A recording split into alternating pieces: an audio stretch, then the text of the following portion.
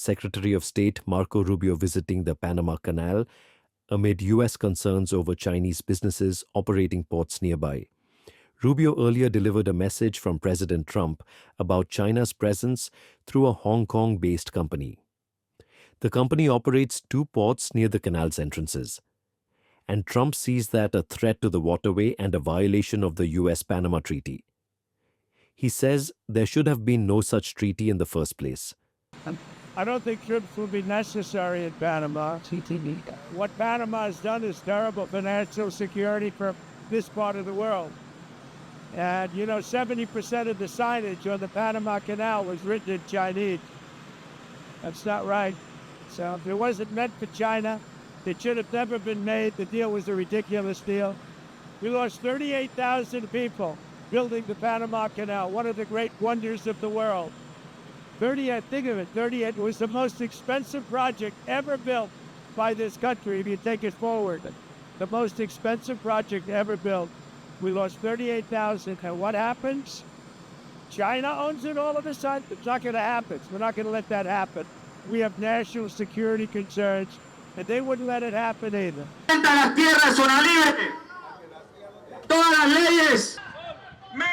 On a day, Rubio visited the waterway. People of Panama took to the streets to protest against his visit amid Trump's threats to retake control of the Panama Canal.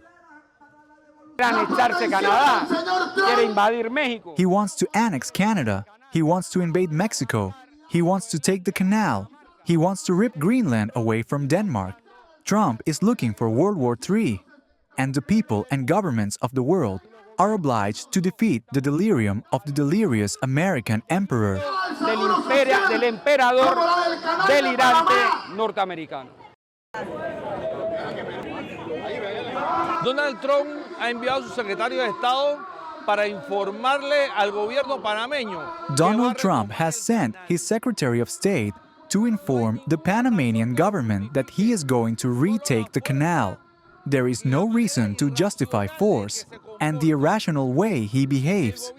The Panamanian government is obliged to request an urgent session of the Security Council in the face of such a threat. With President Donald Trump, who believes he is the reincarnation of President McKinley, we can expect anything. So we Panamanians are not going to trust him, and we are going to prepare ourselves for the fight in defense of our homeland. And just as in the past, many Panamanians have sacrificed their lives. We Panamanians are prepared to continue offering our lives in order for there to be only one flag on our territory. Rubio held delegation-level talks with Panama's President Jose Raul Mulino. Panama says it's open to technical audits of all aspects regarding Chinese presence. Yo diría que los temas más importantes tratados I would say that the most important topics discussed were those related to the Canal Treaty in relation to what President Trump has mentioned about the Chinese presence. In this sense, I voiced defense, of course opening the considerations so that the technical team of the channel, with the one designated by the United States, can converge on this matter and clarify all the doubts that they may continue to have on this matter.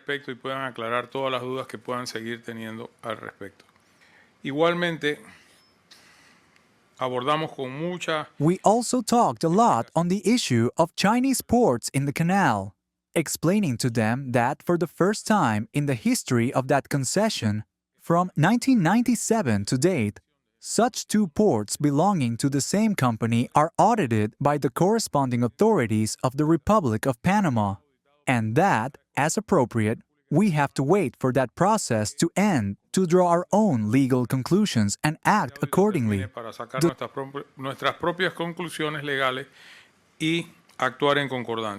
But he made it clear that there can be no compromise on who operates the canal. The sovereignty of Panama is not up for debate. That is very important. Trump, on the other hand, is refusing to budge. They violated the agreement and not allowed to violate the agreement. China's running the Panama Canal.